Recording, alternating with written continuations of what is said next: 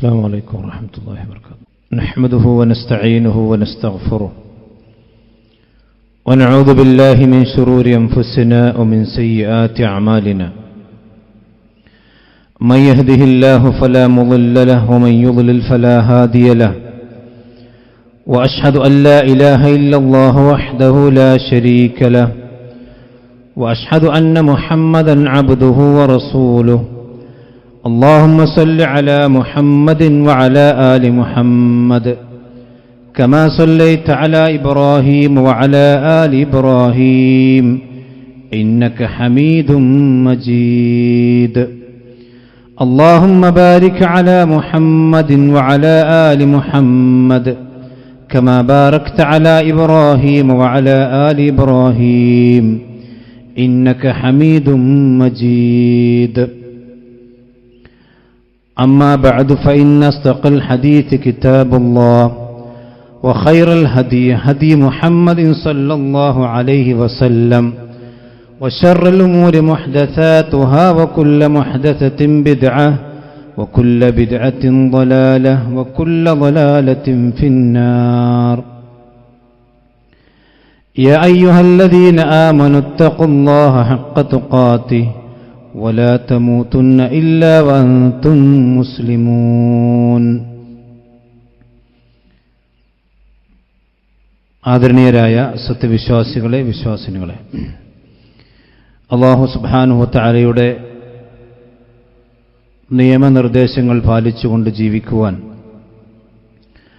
നാം ഓരോരുത്തരും കഴിവിൻ്റെ പരമാവധി പരിശ്രമിക്കണം എന്നാദ്യമായി ഓർമ്മപ്പെടുത്തുകയാണ്, വസിയത്ത് ചെയ്യുകയാണ്. പരിശുദ്ധ ഇസ്ലാമിലെ വിവാഹവുമായി ബന്ധപ്പെട്ട നാം മനസ്സിലാക്കിയിരിക്കേണ്ട ചില കാര്യങ്ങളെക്കുറിച്ചാണ് കഴിഞ്ഞ ആഴ്ചകളിൽ നാം വിശദീകരിച്ചത്. വിവാഹവുമായി ബന്ധപ്പെട്ട വളരെ പ്രധാനപ്പെട്ട ഒരു കാര്യമാണ് വലീമ എന്ന് പറയുന്നത്. ഇന്ന് സമൂഹത്തിൽ പലപ്പോഴും അത് നിർവഹിക്കപ്പെടുന്നത് മതത്തിൻ്റെ അതിരുകളെല്ലാം ഭേദിച്ച് തങ്ങളുടെ പോരിമയും തറവാടിത്തവും സമ്പത്തിൻ്റെ ഊക്കും അതുപോലെ തന്നെയുള്ള കാര്യങ്ങളെല്ലാം പ്രകടിപ്പിക്കുന്ന ഒരു വേദിയായി പലപ്പോഴും വൈവാഹിക വലീമകൾ മാറിക്കൊണ്ടിരിക്കുന്നു എന്നൊരു യാഥാർത്ഥ്യമാണ്. വിവാഹത്തോടനുബന്ധിച്ച് നടക്കുന്ന ഭക്ഷണ സദ്യക്കാണ് സാധാരണയായിക്കൊണ്ട് നമ്മൾ ശരീഅത്തിന്റെ ഭാഷയിൽ വലീമ എന്ന് പറയുന്നത്.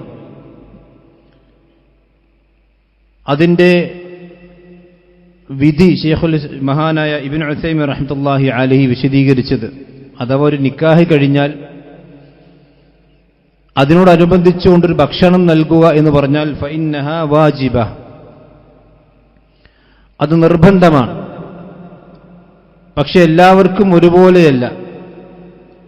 ബിഖദ്രി യുസ്റിൽ മർഇ വഉസ്രിഹി, ഒരു മനുഷ്യന്റെ സാമ്പത്തികമായ പ്രയാസവും സാമ്പത്തികമായ ആശ്വാസവും പരിഗണിച്ചുകൊണ്ട് അത് ഓരോ മനുഷ്യന്മാരെ സംബന്ധിച്ചിടത്തോളം വാജിബായിരിക്കും എന്നാണ് പണ്ഡിതന്മാർ അതിനെക്കുറിച്ച് വിശദീകരിച്ചിട്ടുള്ളത്.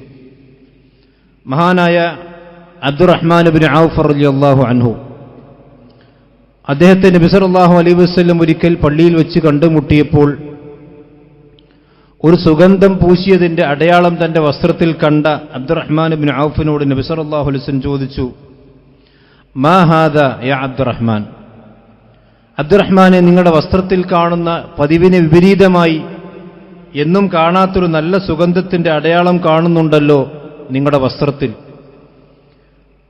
അപ്പോൾ അബ്ദുറഹ്മാൻ ഇബ്നു ഔഫ് റളിയല്ലാഹു അൻഹു പറഞ്ഞു, നബിയെ, തസവ്വജതു ഇംറഅതൻ അലാ വസ്ൻ നവാതിൻ മിൻ ദഹബിൻ, ചെറിയൊരു വെള്ളി നാണയത്തിന്റെ മഹർ നൽകിക്കൊണ്ട് ഞാനൊരു സ്ത്രീയെ കല്യാണം കഴിച്ചിട്ടുണ്ട് നബിയെ, അഥവാ ഞാനൊരു പുതിയ വിവാഹിതനാണ് എന്ന് നബി സല്ലല്ലാഹു അലൈഹി വസല്ലമയോട് പറഞ്ഞപ്പോൾ നബി സല്ലല്ലാഹു അലൈഹി വസല്ലം പറഞ്ഞു, ഫബാറകല്ലാഹു ലക്, എങ്കിൽ അല്ലാഹു സുബ്ഹാനഹു വ തആല താങ്കൾക്കതിൽ ബർക്കത്ത് ചൊരിയട്ടെ. എന്നിട്ട് പ്രവാചകൻ പറഞ്ഞു, ഔലിം വലൗ ബിശാത്തിൻ, ഒരു ആടിനെ അറുത്തുകൊണ്ടെങ്കിലും നിങ്ങൾ ആളുകൾക്ക് ഭക്ഷണം വലീമ നൽകുക. ഇത് ഇമാം ബുഖാരി മുസ്ലിം ഒക്കെ ഉദ്ധരിച്ച ഹദീസാണ്. അപ്പോൾ അബ്ദുറഹ്മാൻ ഇബ്നു ഔഫ് റളിയല്ലാഹു അൻഹു നബി സല്ലല്ലാഹു അലൈഹി വസല്ലം നൽകുന്ന നിർദ്ദേശമാണ് ഒരു ആടിനെ അറുത്തുകൊണ്ടെങ്കിലും ജനങ്ങൾക്ക് വിവാഹത്തോടനുബന്ധിച്ചുകൊണ്ടൊരു ഭക്ഷണം കൊടുക്കുക എന്നത്. ഈ ഭക്ഷണത്തിന്റെ പ്രത്യേകത അള്ളാഹുവിന്റെ പ്രവാചകൻ സല്ലല്ലാഹു അലൈഹി വസല്ലം പറഞ്ഞു, സമൂഹത്തിലെ എല്ലാ ആളുകളെയും പരിഗണിച്ചുകൊണ്ടും വിളിച്ചുകൊണ്ടുമായിരിക്കണം അത്തരം വലീമകൾ നൽകേണ്ടത്. പ്രവാചകൻ പറഞ്ഞു, ശർറു തആം, ഭക്ഷണത്തലികകളിൽ അല്ലെങ്കിൽ ഭക്ഷണ സദസ്സുകളിൽ ഏറ്റവും മോശമായ, അള്ളാഹുവിന്റെ ബർക്കത്ത് തീരെയില്ലാത്ത ഒരു ഭക്ഷണത്തലിക ഏതാണ്? അത് തആമുൽ വലീമ, അതൊരു വിവാഹത്തോടനുബന്ധിച്ച് നടക്കുന്ന ഭക്ഷണ സദ്യയാണ്. എന്താണ് അതിന്റെ പ്രത്യേകത?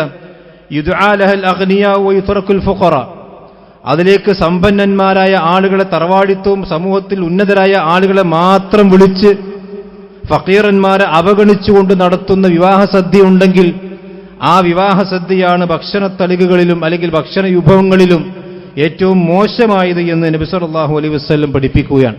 അപ്പോൾ അതിന്റെ അർത്ഥം സമൂഹത്തിലെ എല്ലാ ആളുകളെയും പരിഗണിച്ചുകൊണ്ട് എത്ര മുകളിലുള്ളവരാണെങ്കിലും താഴെയുള്ളവരാണെങ്കിലും ഫഖീറന്മാരെ കൂടി പരിഗണിച്ചുകൊണ്ടായിരിക്കണം അത്തരം സദ്യകൾ നടത്തേണ്ടതെന്നാണ് നബി സല്ലല്ലാഹു അലൈഹി വസല്ലം ഈ ഹദീസിലൂടെ നമ്മൾ പഠിപ്പിച്ചിട്ടുള്ളത്.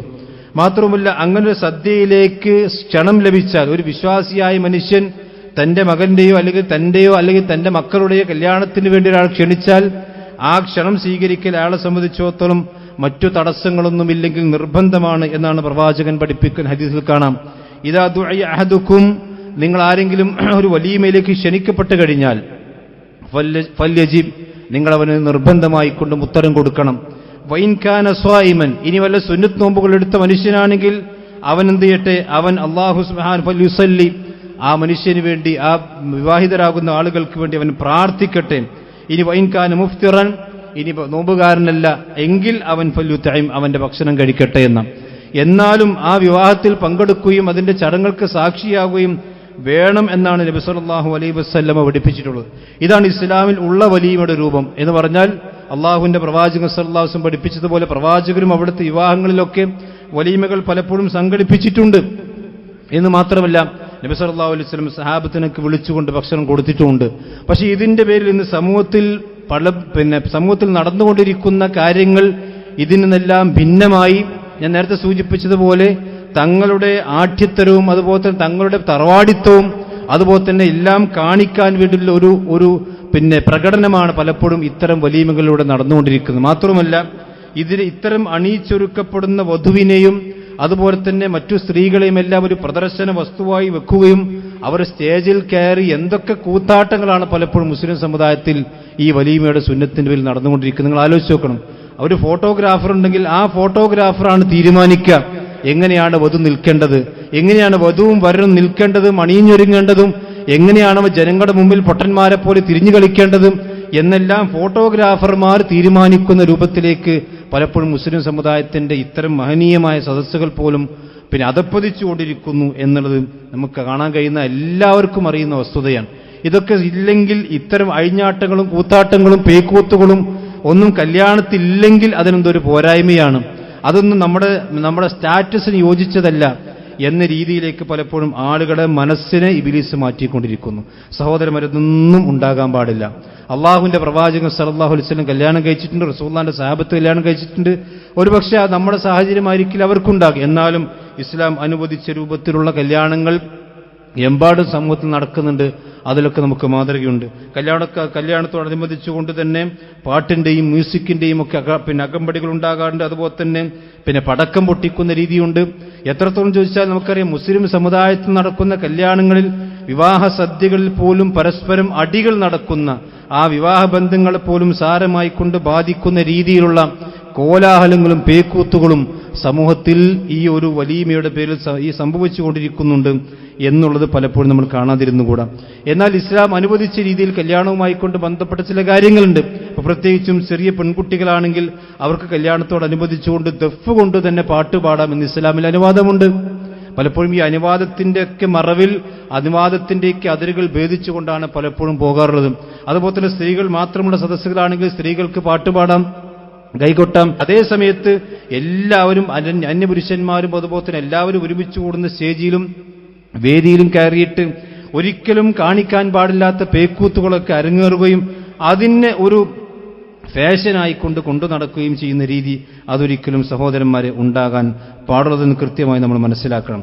മാത്രമല്ല ഇവിടെ പലപ്പോഴും വിവാഹ സദ്യകൾ കാണുന്ന മറ്റു ചില സംഗതികളെന്ന് ചോദിച്ചാൽ പല ആളുകളും ഭക്ഷണത്തിന് ആളുകളെ ക്ഷണിക്കും, പക്ഷെ ആളുകൾക്ക് മര്യാദയ്ക്ക് ഇരുന്ന് ഭക്ഷണം കഴിക്കാൻ അവസരം കിട്ടൂല.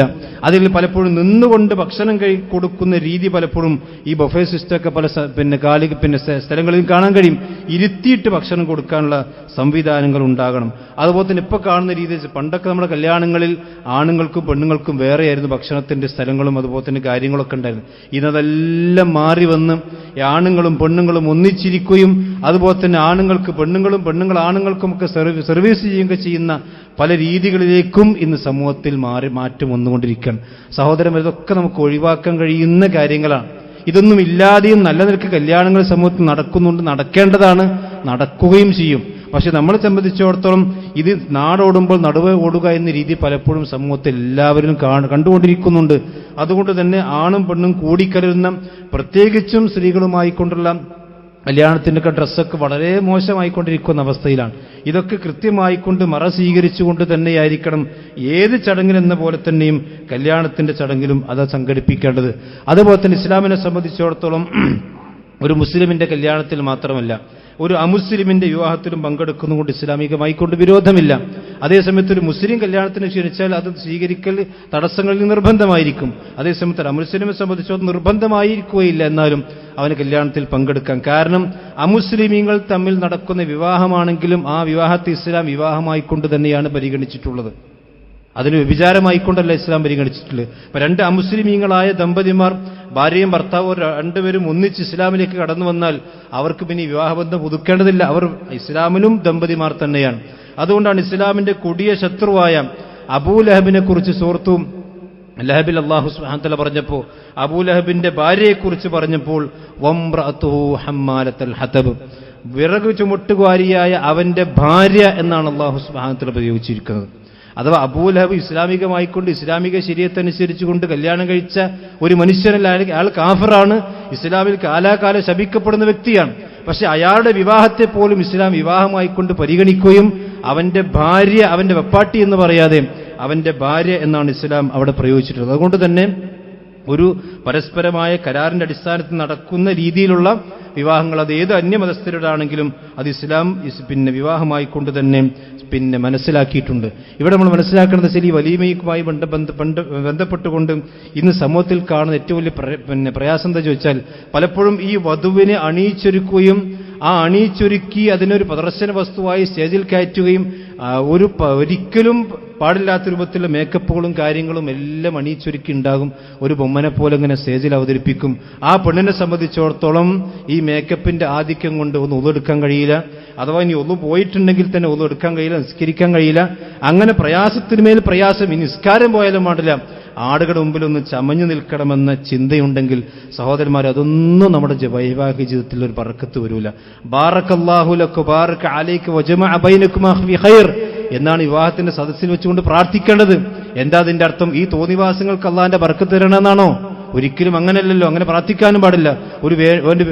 ഒരു ചീത്തയായ പ്രവർത്തനം ചെയ്യുമ്പോൾ അള്ളാഹു നിനക്ക് ബർക്കത്ത് ചെയ്യട്ടെ എങ്ങനെയാണ് മനസ്സ് തട്ടി പ്രാർത്ഥിക്കുക? അതുകൊണ്ട് ആളുകളുടെ പ്രാർത്ഥന ആത്മാർത്ഥമായി കിട്ടണമെന്ന് ആഗ്രഹിച്ചുകൊണ്ടാണ് നമ്മൾ ആളുകളെ കല്യാണത്തിന് ക്ഷണിക്കുന്നതെങ്കിൽ അവിടെ പ്രാർത്ഥന സ്വീകരിക്കപ്പെടുന്ന തടസ്സമായി നിൽക്കുന്ന പ്രവർത്തനങ്ങൾ സഹോദരന്മാരെ നമ്മുടെ കല്യാണ സദസ്സുകളിൽ ഉണ്ടാകാൻ പാടുള്ളതല്ല. ഇത് കൃത്യമായി നമ്മൾ മനസ്സിലാക്കണം. അതോടനുബന്ധിച്ച് നമ്മൾ മനസ്സിലാക്കേണ്ട കല്യാണവുമായിക്കൊണ്ട് ബന്ധപ്പെട്ട്, വിവാഹവുമായിക്കൊണ്ട് ബന്ധപ്പെട്ട് സമൂഹത്തിലുള്ള മറ്റൊരു തെറ്റിദ്ധാരണ ഹുലുമായി കൊണ്ട് ബന്ധപ്പെട്ട വിഷയങ്ങൾ. പലപ്പോഴും സമൂഹത്തിൽ ഇസ്ലാം അനുസരിച്ചുകൊണ്ടുള്ള ഹുല അല്ല പലപ്പോഴും സമൂഹത്തിൽ നടക്കുന്നത്. ഇസ്ലാമിൽ ഒരു പുരുഷനെ സംബന്ധിച്ചിടത്തോളം അവർ വിവാഹിതരായി എന്നതുകൊണ്ട് ഒരു നിലക്കും മനപ്പൊരുത്തം ഇല്ലാതെ ജീവിക്കണം ഇസ്ലാം ഒരിക്കലും പഠിപ്പിച്ചിട്ടില്ല. ഒരു പുരുഷനെ സംബന്ധിച്ചിടത്തോളം തന്റെ ഭാര്യ ഇസ്ലാമികമായിക്കൊണ്ട് കാരണങ്ങളാൽ അവളെ തൊലാക്ക് ചെല്ലെങ്കിൽ ഇസ്ലാം അതിന് വഴികൾ നിശ്ചയിച്ചിട്ടുണ്ട്. അത് ഇൻഷാ അല്ലാഹ് ഞാൻ പിന്നീട് വിശദീകരിക്കാം. എന്നാൽ ഇവിടെ ഞാൻ പറയുന്ന വിഷയം എന്താണ്? ഒരു ഖുൽആൻ ഒരു പെണ്ണിനെ സംബന്ധിച്ചിടത്തോളം തന്റെ ഭർത്താവുമായി കൊണ്ട് ഒരു നിലക്കും യോജിച്ചു പോകാൻ കഴിയില്ല എങ്കിൽ ഇസ്ലാം അവർക്ക് ചില വാതിലുകൾ തുറന്നു വെച്ചിട്ടുണ്ട്. പക്ഷെ ഇന്ന് നമ്മുടെ സമൂഹത്തിൽ കാണുന്ന വാതിലുകൾ പലപ്പോഴും ഇസ്ലാം തുറന്നു വെച്ചതല്ല, നമ്മളായിട്ട് തുറന്നു വെച്ച ചില സംഗതികളാണ്. എന്താ ഇസ്ലാമിലെ ഖുൽആൻ എന്ന് പറഞ്ഞാൽ? മഹാനായ ഇബ്നു അബ്ബാസ് റളിയല്ലാഹു അൻഹു ഉദ്ധരിക്കുന്ന ഹദീസിൽ കാണാം, സാബിത്ത് ബിൻ ഖൈസ് റളിയല്ലാഹു അൻഹുയുടെ ഭാര്യ ഒരിക്കൽ നബി സല്ലല്ലാഹു അലൈഹി വസല്ലം അടുക്കിലേക്ക് വന്നു. സാബിത്ത് ബിൻ ഖൈസ് എന്ന് പറഞ്ഞാൽ നബി സല്ലല്ലാഹു അലൈഹി വസല്ലമയുടെ സഹാബിമാരിൽപ്പെട്ട വളരെ പ്രമുഖനായ സഹാബിയാണ്. നല്ല ദീനിയായ സ്വഭാവമുള്ള വ്യക്തിയാണ് അദ്ദേഹം.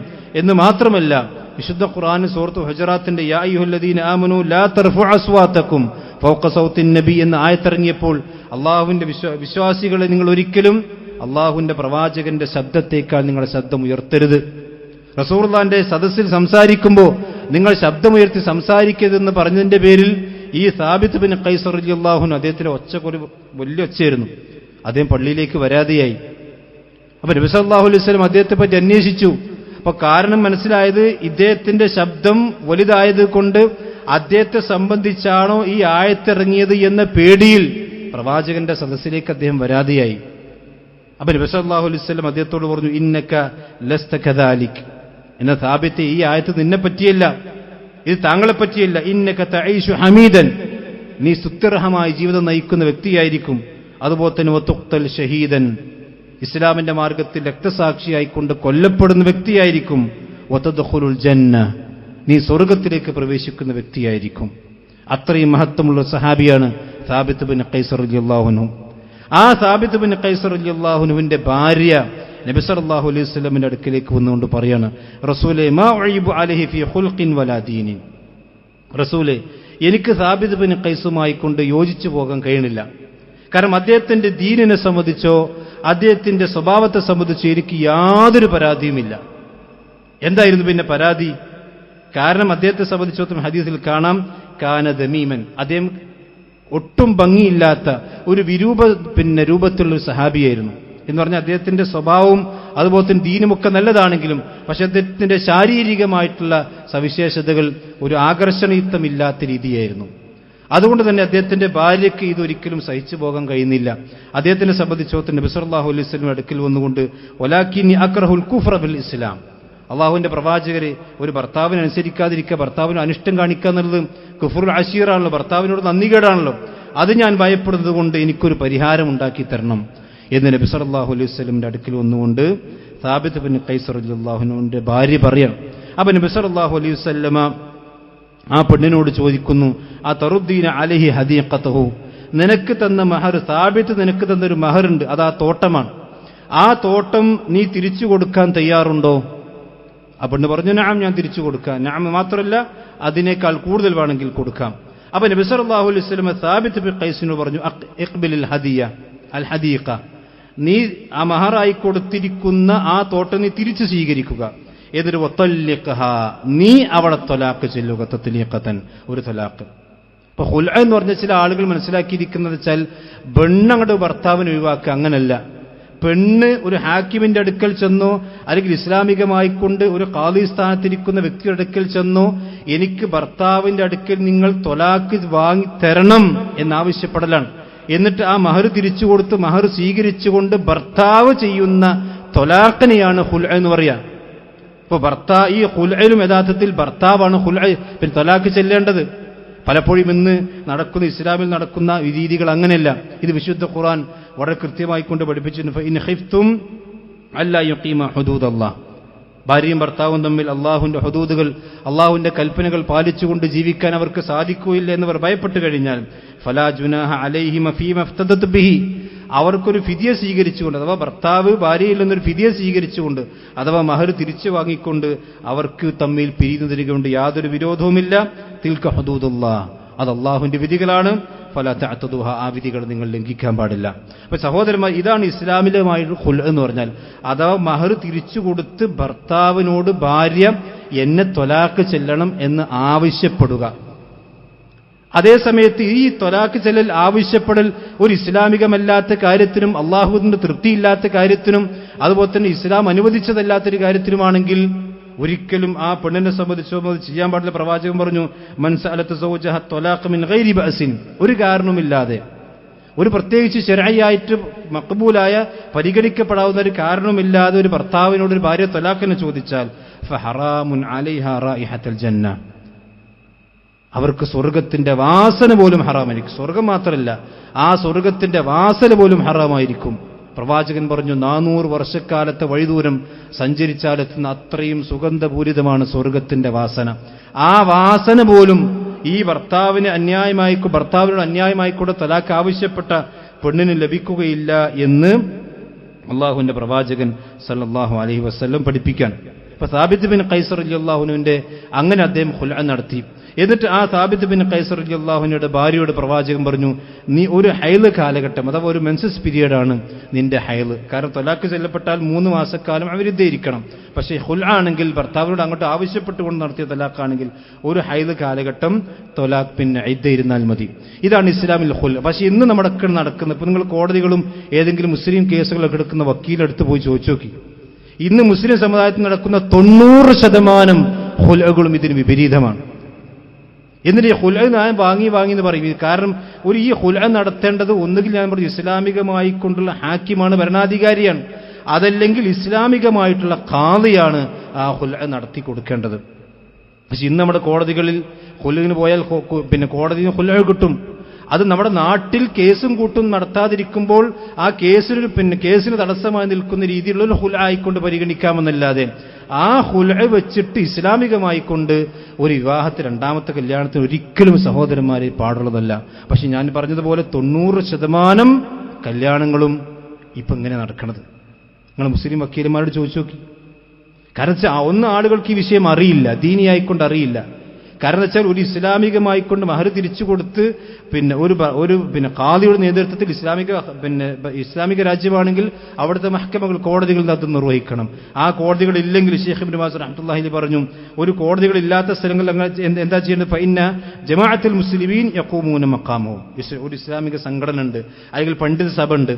ആ പണ്ഡിത സഭയുടെ നേതൃത്വത്തിലുള്ള ആളുകൾ ആ കേസ് മനസ്സിലാക്കി പഠിച്ച് അവർ ഖുൽഅ നടത്തണം. കോടതിയോ ഖുൽഅ നമുക്ക് ഈ രാജ്യത്തെ നിയമത്തിന് ബാധകമാണെന്നല്ലാതെ അത് ഇസ്ലാമികമായി കൊണ്ടൊരിക്കലും ഖുൽഅ പരിഗണിക്കാൻ പറ്റില്ല. കാരണം എന്തുകൊണ്ട് ചോദിച്ചാൽ ഭർത്താവ് ത്വലാഖ് ചെല്ലണം. ഇനി ഭർത്താവ് ത്വലാഖ് ചെല്ലുന്നില്ല എന്ന് കൂട്ടിക്കൊള്ളി, ഒരു ഭർത്താവിനെ സംബന്ധിച്ചിടത്തോളം ത്വലാഖ് ചെല്ലുന്നില്ല. അങ്ങനെയുണ്ട് ചില ആളുകൾ.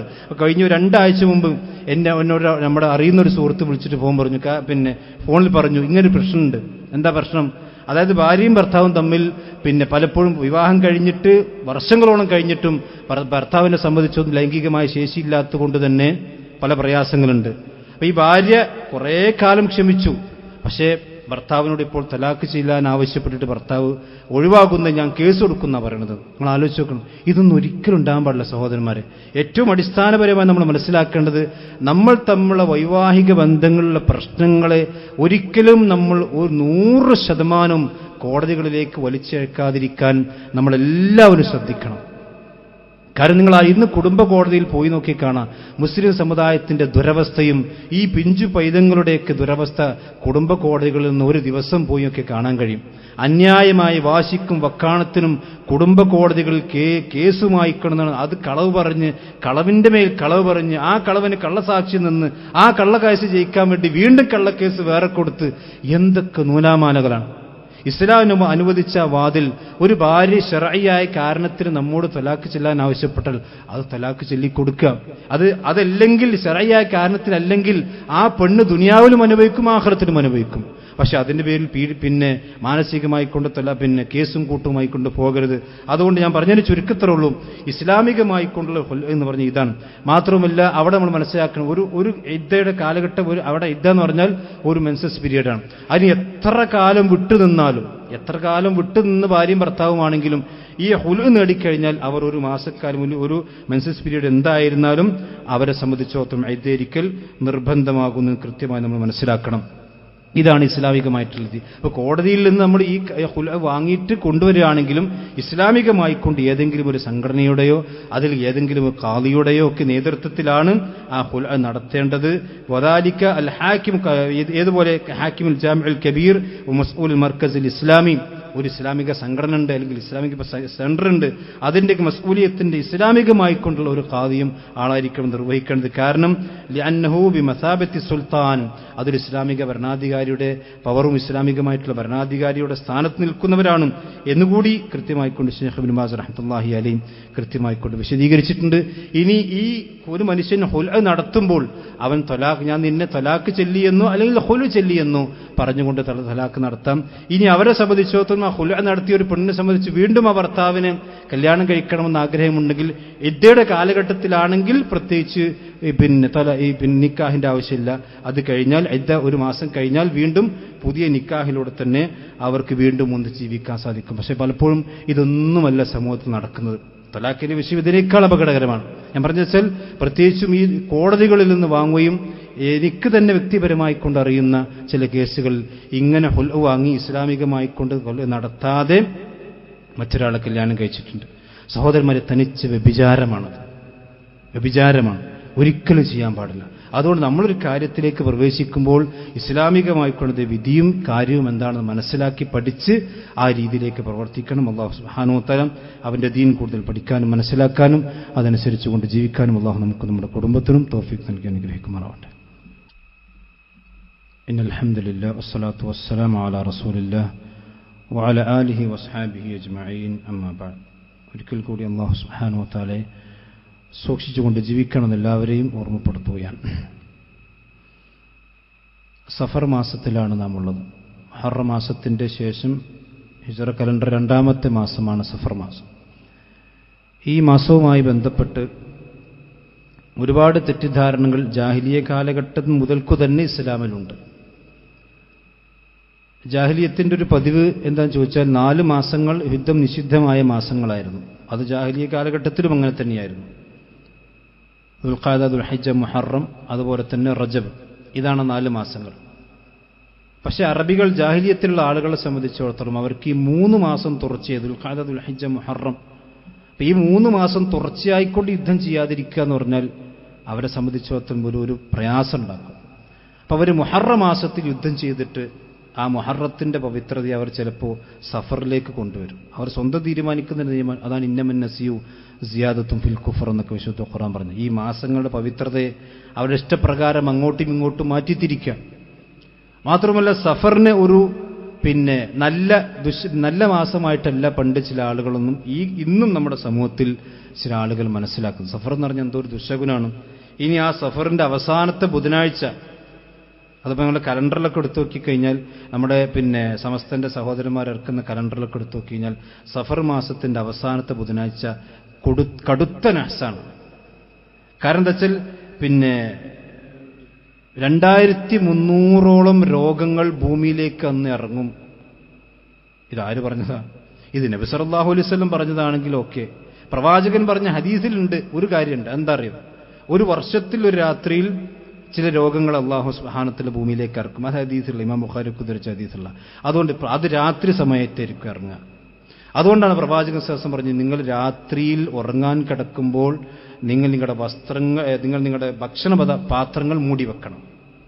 മൂടി വെച്ചപ്പോൾ അതിലേക്ക് അത് ഇറങ്ങൂലെന്ന്. അതിന് മൂടി വെക്കാൻ നിങ്ങൾക്കൊന്നും കിട്ടിയ ഒരു ഖലീബെങ്കിലും, അഥവാ ചെറിയൊരു സാധാരണ ഒരു ഓലക്കൊടിയെങ്കിലും വെച്ചിട്ട് അത് മൂടി വെക്കുക. അത് പ്രവാചകന്റെ ഹദീസിൽ, അത് നമുക്ക് വിശ്വസിക്കാം. പക്ഷെ 2300 രോഗം ഈ സഫറിന്റെ അവസാനത്തെ ബുധനാഴ്ച ഇറങ്ങുന്നു. എന്നിട്ട് ആ രോഗത്തിൽ നിന്ന് രക്ഷപ്പെടാൻ വേണ്ടിയിട്ട് എന്ത് ചെയ്യാം? 4 റക്അത്ത് നിസ്കാരം. ഈ 4 റക്അത്ത് നിസ്കാരം എങ്ങനെയാണ്? അതിൽ 17 സൂറത്തുൽ ഫാത്തിഹയ്ക്ക് ശേഷം 17 തവണ സൂറത്തുൽ കൗസർ ഓതുക. ഇന്നാഅതൈനാക്കൽ കൗസർ 17 തവണ. അതുപോലെ തന്നെ സൂറത്തുൽ ഇഖ്ലാസ് 7 പ്രാവശ്യം, മുഅവ്വദത്താനി 2 പ്രാവശ്യം. ഇങ്ങനെയൊക്കെ പ്രത്യേക നിസ്കാരങ്ങൾ ഉണ്ടാക്കി ഈ നിസ്കാരം നിസ്കരിച്ചാൽ ഈ രോഗത്തിനെല്ലാം ശമനം നൽകും എന്ന് ആളുകൾ വിശ്വസിക്കുക. സഹോദരന്മാർ, ഇതൊന്നും ഇസ്ലാമിലില്ലാത്ത, അപ്പൊ ചില അറബി കിതാബിലുണ്ട്. ഈ സൂഫികളും അതുപോലെ തന്നെ ഈ മറ്റു ചില ആളുകളുമൊക്കെ ഈ ഇൽഹാമുണ്ട് എനിക്ക് എന്ന് പറഞ്ഞിട്ട് ഓരോണ്ട് എഴുതി വെക്കാണ്. ഇസ്ലാമിൽ നമ്മൾ മനസ്സിലാക്കണം, വലത്തുനിന്ന് ഇടത്തോട്ടെ ഇതെല്ലാം ഇസ്ലാമിൽ പ്രമാണമല്ല. ഒരു അറബി കിതാബിൽ ഒരു കാര്യം വിചാരിച്ചത് ഇസ്ലാമിൽ പ്രമാണമാകൂല. ഇസ്ലാമിൽ പ്രമാണമാകുന്ന ഖുർആനും സുന്നത്തും അനുസരിച്ച് അത് ഖുർആനും സുന്നത്തിൽ ഉണ്ടാകുമ്പോഴാണ്. ഇസ്ലാമിനെ സംബന്ധിച്ചിടത്തോളം സഫർ മാസത്തിൽ അങ്ങനെ പ്രത്യേകമായിക്കൊണ്ട് നഹ്സുണ്ടെന്നോ അല്ലെങ്കിൽ ഒരു പ്രത്യേക കാര്യങ്ങൾ തുടങ്ങാൻ പാടില്ലെന്നോ എന്നും പഠിപ്പിച്ചത് മാത്രമല്ല, പ്രവാചകൻ പറഞ്ഞു ലാ തുയർത്ത വല ലാ അദു വലാ തുയർത്ത വലാ സഫറ. രോഗപ്പകർച്ച എന്ന് പറയുന്നതില്ല. എന്ന് പറഞ്ഞാൽ ഒരു പ്രത്യേക രോഗം ഒരാൾക്കുണ്ടായി മറ്റേ ആൾക്ക് അതുണ്ടാകും എന്ന് ജാഹിലിയ കാലഘട്ടത്തിൽ വിശ്വസിച്ചിരുന്നു, പ്രത്യേകിച്ച് സാഹചര്യങ്ങളൊന്നും ഇല്ലെങ്കിലും. അങ്ങനൊന്നുമില്ല. അതുപോലെ തന്നെ വലാത്തിയർത്ഥ ദുശഗുണം എന്ന് പറയുന്ന രീതിയില്ല. ഒരു പൂച്ച മുന്നിൽ കൂടെ ചാടിയാൽ, അതുപോലെ തന്നെ പല വിശ്വാസങ്ങളും അന്ധവിശ്വാസങ്ങളും, അതൊക്കെ ജാഹിലിയത്തിന്റെ ഒരു എന്താ പറയുക, അതിന്റെ ഒരു പുതിയ പതിപ്പുകളാണ് നമ്മുടെ നാട്ടിലൊക്കെ ഉള്ളത്. അതുപോലെ പ്രവാചകൻ പറയും പോലെ അസഫറ, സഫറിനും ഒരു പ്രത്യേകതയുമില്ല. സഫർ എന്ന് പറഞ്ഞാൽ ഈ രൂപത്തിലുള്ള കാര്യങ്ങളൊന്നും ഇല്ല എന്ന് നമ്മൾ മനസ്സിലാക്കണം. ഒരു വിശ്വാസിയെ സംബന്ധിച്ചിടത്തോളം എല്ലാ ദിവസവും അവൻ അള്ളാഹു നൽകുന്ന ഖൈറാണ്. അള്ളാഹു സുബ്ഹാനഹു വ തആല എന്താണ് എനിക്ക് എഴുതി വെച്ചിട്ടുള്ളത്, ലൻ യുസീബന ഇല്ലാ മാ കതബല്ലാഹു ലനാ. ഇതാണ് ഒരു വിശ്വാസിന്റെ തവക്കുൽ എന്ന് പറഞ്ഞാൽ. എനിക്ക് എന്ത് വന്നാലും അതൊക്കെ പടച്ചവൻ എനിക്ക് എഴുതി വെച്ചതാണ്. അള്ളാഹ് എഴുതി വെക്കാത്ത ഒന്നും എനിക്ക് സംഭവിക്കില്ലെന്നും ആ പടച്ചവൻ തവക്കുലാക്കി കഴിഞ്ഞാൽ പിന്നെ ഒന്നും പേടിക്കേണ്ട ആവശ്യമില്ല. ചില ആളുകളുണ്ടെങ്കിൽ നിങ്ങൾ ചരട് കെട്ടും, അതുപോലെ തന്നെ നൂല് കെട്ടും, അതുപോലെ തന്നെ ഏലസ് കെട്ടും. ഇതൊക്കെ എന്തിനാണ്? ഒരു ശർറ് തടുക്കാതിരിക്കാൻ. ആ ശർറ് തടുക്കാതിരിക്കാൻ നബി സല്ലല്ലാഹു അലൈഹി വസല്ലം പഠിപ്പിച്ച ഒരുപാട് ദുആകളുണ്ട്, പ്രാർത്ഥനകളുണ്ട്. മുഅവ്വദത്താനി അതിനുള്ളതാണ്. സൂറത്തുൽ ഇഖ്ലാസും അതുപോലെ തന്നെ സൂറത്തുൽ ഫാത്തിഹയ്ക്ക് അതിനുള്ളതാണ്. അത് ഓതിയിട്ട് കെട്ടേണ്ട ആവശ്യമില്ല. അത് ഓതി ശരീരത്തിൽ തടവിയാൽ തന്നെ പ്രവാചകൻ പഠിപ്പിച്ച രീതി ഉണ്ട്. ആ രീതിക്ക് അപ്പുറത്തേക്കുള്ള അന്ധവിശ്വാസങ്ങളൊന്നും സഹോദരന്മാരെ നമുക്ക് ഉണ്ടാകാൻ പാടില്ല. അത് നമ്മുടെ വിശ്വാസത്തെ തന്നെയും കളങ്കപ്പെടുത്തുമെന്നുള്ള കാര്യം നമ്മൾ മനസ്സിലാക്കണം. അതുകൊണ്ട് ദീനിനെ ഉള്ളതുപോലെ മനസ്സിലാക്കുക. അള്ളാഹു നമ്മെ എല്ലാം അനുഗ്രഹിക്കുമാറാവട്ടെ. നമ്മുടെ ജീവിതത്തിൽ അറിഞ്ഞും അറിയാതെയും സംഭവിച്ചിരിക്കുന്ന മുഴുവൻ തെറ്റുകുറ്റങ്ങളും അള്ളാഹു നമുക്കെല്ലാം പുറത്തു നൽകി അനുഗ്രഹിക്കുമാറാവട്ടെ. നമ്മളിന്ന് മരണപ്പെട്ടുപോയ നല്ലവരായ നമ്മുടെ മാതാപിതാക്കൾ, നമ്മുടെ കൂട്ടുകുടുംബങ്ങൾ, അള്ളാഹു അവർക്കെല്ലാം ജന്നാത്തുൽ ഫിർദൗസ് നൽകാതിരിക്കുമാറാവട്ടെ. അവരെ നമ്മെ എന്നാണ് ജന്നാത്തുൽ ഫിർദൗസിൽ അള്ളാഹു ഒരുമിച്ച് കൂട്ടുമാറാവട്ടെ. രോഗം മൂലം കടബാധ്യത മൂലം പ്രയാസപ്പെടുന്ന സഹോദരന്മാർ അള്ളാഹു അവർക്കെല്ലാം ആശ്വാസം നൽകുമാറാവട്ടെ. ലോകത്തിന് വിവിധ ഭാഗങ്ങൾ പ്രയാസങ്ങൾ അനുഭവിക്കുന്ന മുസ്ലിം സഹോദരന്മാർ, പിഞ്ചുമക്കൾ, അള്ളാഹു സുബ്ഹാനഹു വ തആല അവർക്കെല്ലാം ആശ്വാസം നൽകി അനുഗ്രഹിക്കുമാറാവട്ടെ. നമുക്ക് റോഹിംഗ്യൻ മുസ്ലിമീങ്ങൾ ഇന്നും പ്രയാസത്തിന്റെ തീരാക്കയത്തിലാണ്. ഒരു ബോട്ട് മറിഞ്ഞ് 500-ലധികം ആളുകൾ മരിച്ച വാർത്തകൾ വായിച്ചിട്ടുണ്ടാവും. അള്ളാഹു സുബ്ഹാനഹു വ തആല അവരെല്ലാം പരലോകം നന്നാക്കി തീർക്കുമാറാവട്ടെ. ഇസ്ലാമിന്റെ ശത്രുക്കളെ മുഴുവൻ ശക്തിയും അള്ളാഹു ക്ഷയിപ്പിക്കുമാറാവട്ടെ. ربنا آتنا في الدنيا حسنة وفي الآخرة حسنة وقنا عذاب النار. اللهم أعز الإسلام والمسلمين وأذل الشرك والمشركين. ربنا تقبل منا إنك أنت السميع العليم وتب علينا إنك أنت التواب الرحيم. آمين آمين برحمتك يا أرحم الراحمين. وصلى الله على نبينا